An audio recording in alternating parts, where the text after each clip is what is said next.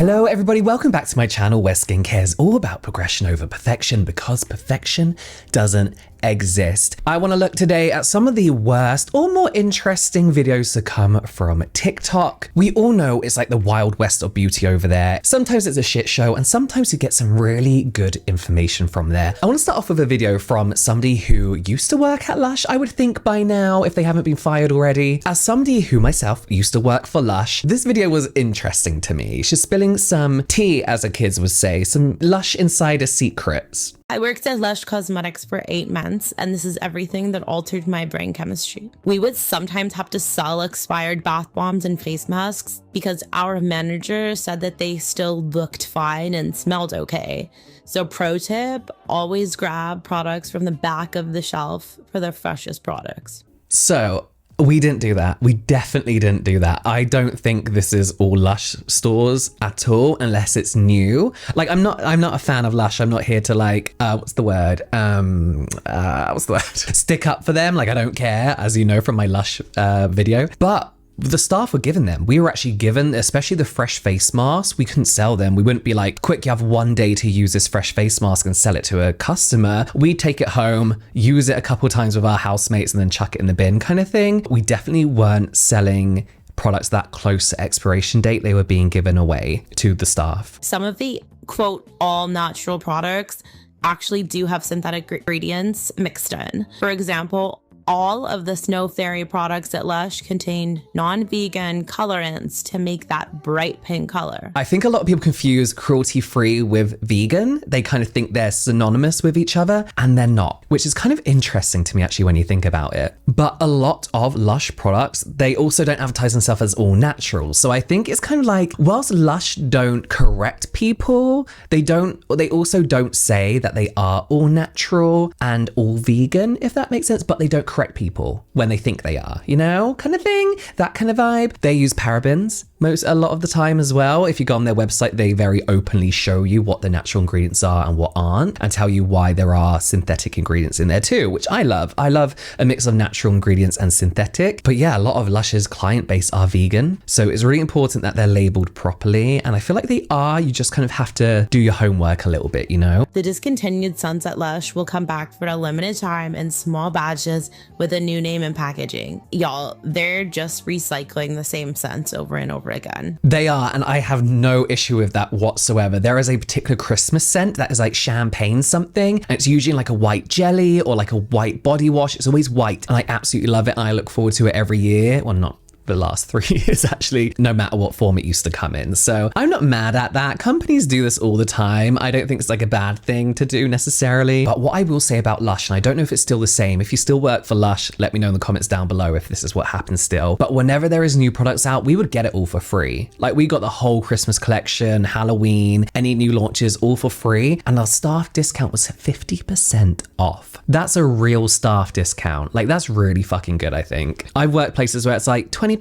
off, 10% off when student discount is 10% off, you know? Staff discount should be like that. Yeah, I find that really interesting. As much as I don't like Lush's face products, or, you know, I think they have their, you know, issues here and there, they are probably one of the better brands that I've ever worked for, because I think a lot of people that work for the brand take their job seriously and they like the ethos of Lush. So yeah, I found that interesting. I feel like she just might have just had like a sneaky manager who was trying to get rid of all the out-of-date stuff. Okay, this next one, I hate videos like this because I feel so awful for the people involved. I got a chemical burn from using a face wash from Home & Bargains. Before I even got into it, I am not trying to slam Home & Bargains. Whether I've had a dodgy batch, I don't know. This is purpose behind it, is to raise awareness, the state of my face and the agony that I've been left in. So I thought it was time that people knew and get these products in the bin. So the product I'm talking about is Belicious. It comes in a pink jar about this big, squeezy bottle. My friend got me the face wash. She said that she'd used it and it was fine, but then after speaking to her after this has happened to me, she said that she'd only used it once and that her face did actually feel a little bit burnt after using it. Now, the fact that she didn't say to me it's burnt my face, don't use it,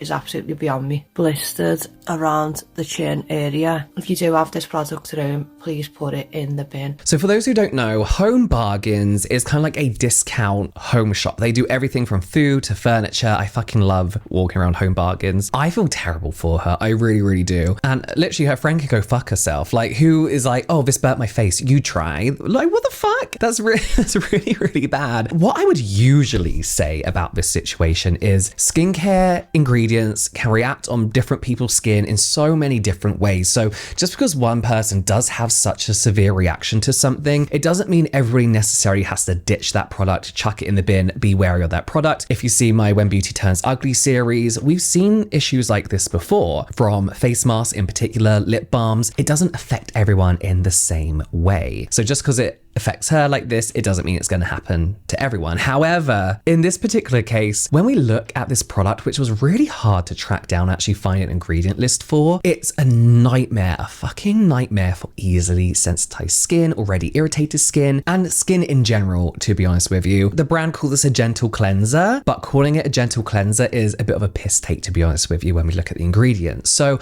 not only does it have hexyl cinnamol in, which is like one of those perfume ingredients that has to be labeled separately because it's known to be such a potential allergen for everyone, basically, you know, like linalool, limonene, all that kind of stuff. But it also contains 2 pretty shit preservatives. And I don't know whether this was done to cut costs to create a more budget-friendly product or to avoid parabens, because people love a paraben-free kind of vibe to these kind of products. But the 2 preservatives, this one, which I'm not even going to try and pronounce, methylchloroisotiazoline. No.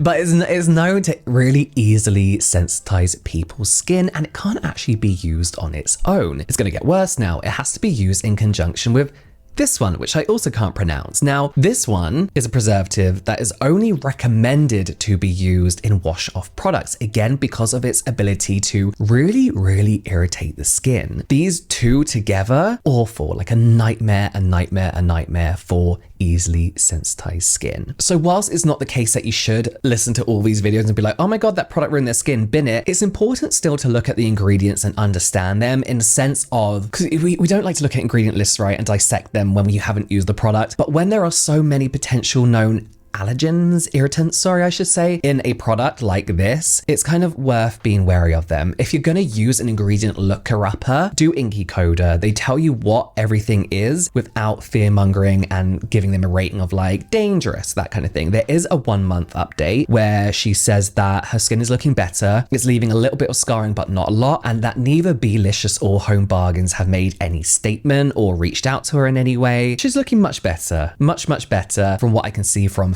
videos closer to when I recorded this in the new year. Her skin looks fine. Not fine, but much better. It hasn't scarred as much as she thought it was going to. But this is where it is important to patch test, even if it is just a cleanser. One of my biggest pet peeves about TikTok isn't the fact that people want to sell you shit, right? TikTok Shop has become a very easy way to shop for people and a great way for smaller businesses to sell their products online and reach a huge audience. What does bother me about TikTok Shop is the fact that it's Temu. It's essentially Temu. Let me show you what I mean. Feel like a scientist. Tonight we are trying 3% hyaluronic acid, the perfect dose for your skin. Perfect dose. It's like a little thicker than I was anticipating, and then just press it into your face. It doesn't really have a smell. It's a 3% concentration of hyaluronic acid, which is the highest on the market.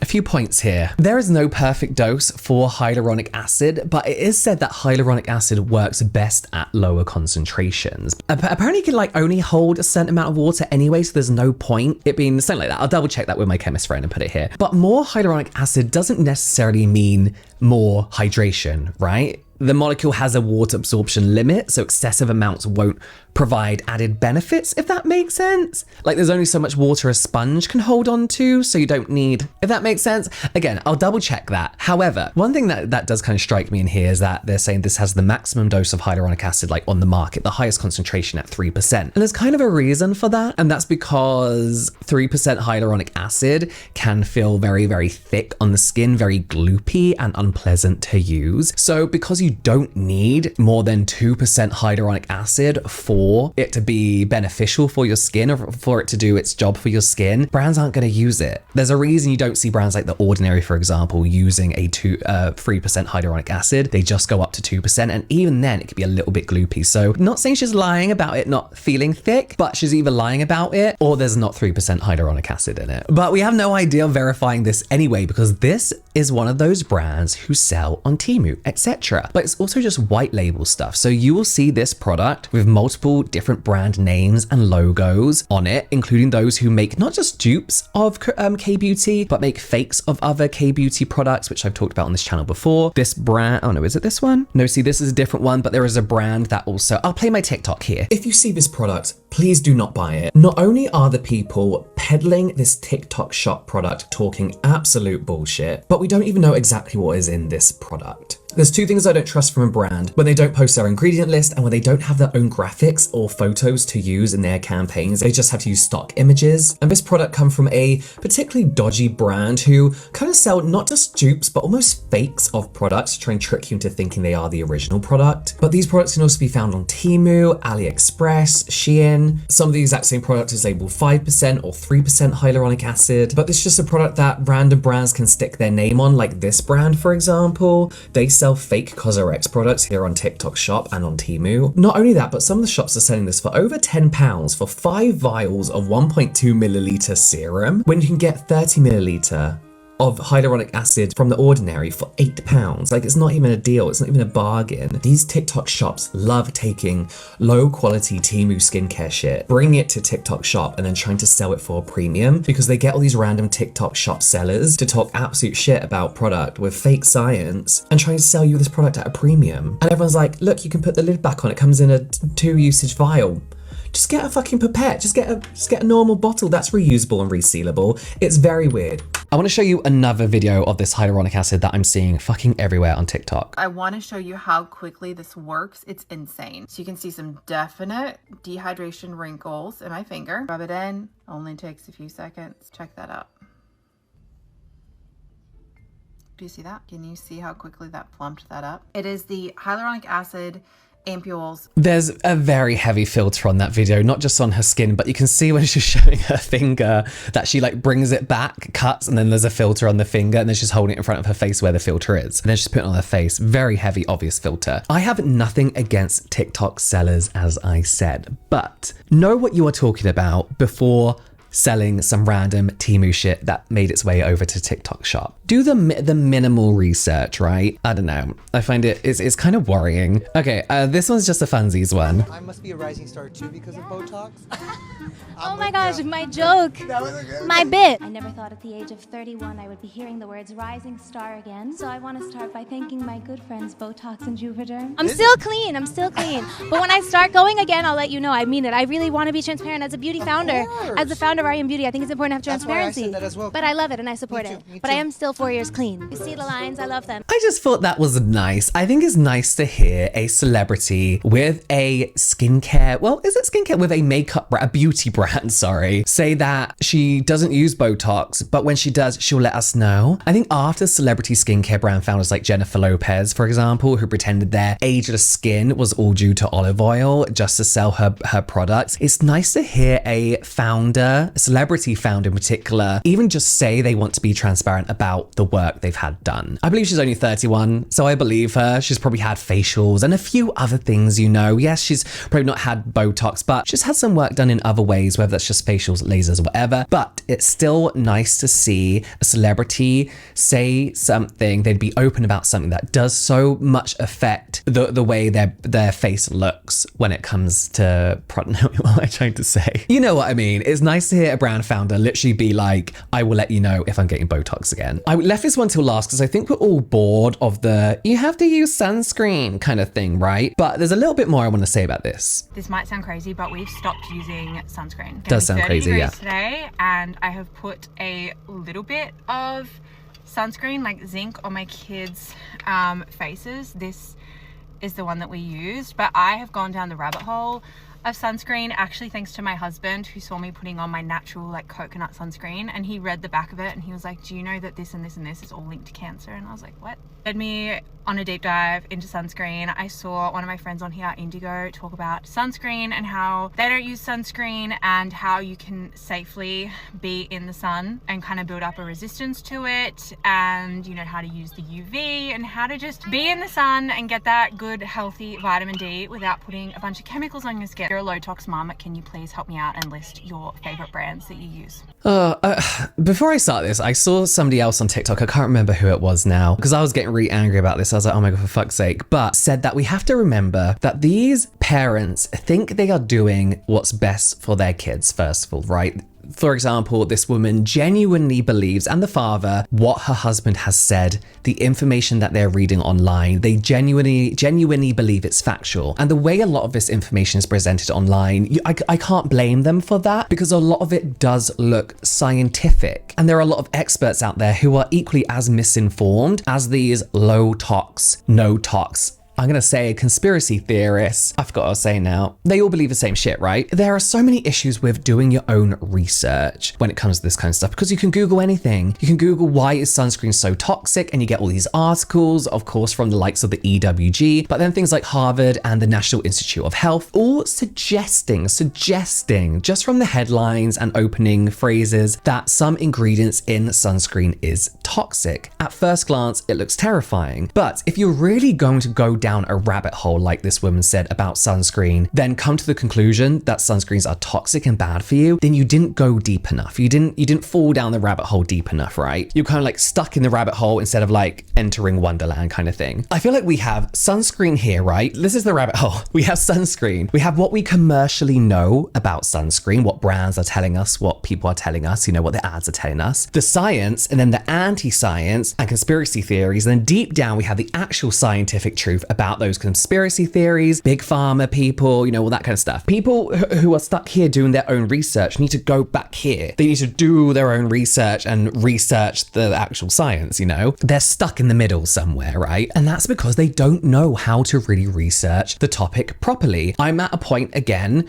no disrespect to any parents that think they are doing what's right for their kids, but I'm at the point where like, when does this become dangerous? When does the no-tox and low-tox parenting community become neglectful? Like, this is terrifying. Then that natural zinc sunscreen brand that she is using here seems a little bit questionable when you look at their website and how they think UV filters work. They're like, just go to Wikipedia and do your research on sunscreens. So I believe brands like this, people who push the dangerous misinformation about sunscreens, should be fined. Not to be, do I say it? Yeah, I'm gonna say it, not to be rude, but her skin looks damaged. Her skin looks burnt. There's a lot of like sun irritation, sun damage from there. Whatever she's using is not working, and I hope it's not the same stuff she's using on her kids. And I hope that her family doesn't have to find out the hard way the importance of wearing proper sunscreen. There is no natural sunscreen. The low-tox, no-tox trend is worrying. It's terrifying. I'm working on a video about this. It's honestly quite a dangerous community. And again, I think there's a difference between people who really think they're doing the right thing, who think they're doing the relevant research, versus big conspiracy theorists, QAnon, far right kind of stuff. Is a whole thing. But yeah, I'm at a point where it's like, when do we say that this is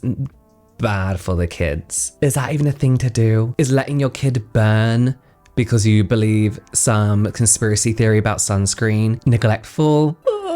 I don't know. Let me know what you think in the comments. Anyway, you can watch some more reaction type style stuff here and some general light entertainment here, and I'll see you next time.